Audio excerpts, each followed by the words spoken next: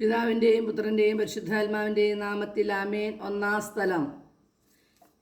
ഈശോ മിശിഹ മരണത്തിന് വിധിക്കപ്പെടുന്നു. ഈശോ മിശിഹായെ ഞങ്ങൾ അങ്ങയെ കുമ്പിട്ട് ആരാധിച്ച് സ്തോത്രം ചെയ്യുന്നു. എന്തുകൊണ്ടെന്നാൽ അങ്ങ് വിശുദ്ധ കുരിശാൽ ഞങ്ങളെ വീണ്ടും രക്ഷിച്ചു. മനുഷ്യകുലത്തിൻ്റെ പാപപരിഹാരത്തിനുള്ള ബലി ആരംഭിച്ചു കഴിഞ്ഞു. ഈശോ പീലാത്തോസിൻ്റെ മുമ്പിൽ നിൽക്കുന്നു. അവിടുത്തെ ഒന്ന് നോക്കുക. ചമ്മട്ടി അടിയേറ്റ ശരീരം, രക്തത്തിൽ ഒട്ടിപ്പിടിച്ച വസ്ത്രങ്ങൾ, തലയിൽ മുൾമുടി, ഉറക്കമൊഴിഞ്ഞ കണ്ണുകൾ, ക്ഷീണത്താൽ വിറയ്ക്കുന്ന കൈകാലുകൾ, ദാഹിച്ചു വരണ്ട നാവ്, ഉണങ്ങിയ ചുണ്ടുകൾ. പീലാത്തോസ് വിധിവാചകം ഉച്ചരിക്കുന്നു. കുറ്റമില്ലാത്തവൻ കുറ്റക്കാരനായി വിധിക്കപ്പെട്ടു, എങ്കിലും അവിടെ നിന്നെല്ലാം നിശബ്ദനായി സഹിക്കുന്നു.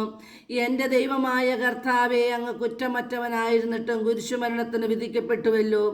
എന്നെ മറ്റുള്ളവർ തെറ്റിദ്ധരിക്കുമ്പോഴും നിർദ്ദയമായി വിമർശിക്കുമ്പോഴും കുറ്റക്കാരനായി വിധിക്കുമ്പോഴും അതെല്ലാം അങ്ങേപോലെ ചമചിത്തനായി സഹിക്കുവാൻ എന്നെ അനുഗ്രഹിക്കണമേ. അവരുടെ ഉദ്ദേശത്തെപ്പറ്റി ചിന്തിക്കാതെ അവർക്ക് വേണ്ടി ആത്മാർത്ഥമായി പ്രാർത്ഥിക്കാൻ എന്നെ അനുഗ്രഹിക്കണമേ. കർത്താവെ അനുഗ്രഹിക്കണമേ. പരിശുദ്ധ ദൈവമാതാവേ, ക്രൂശിതനായ കർത്താവിൻ്റെ തിരുമുറിവുകൾ എൻ്റെ ഹൃദയത്തിൽ പതിപ്പിച്ചുറപ്പിക്കണമേ. Praise the lord. ഹല്ലേലൂയ.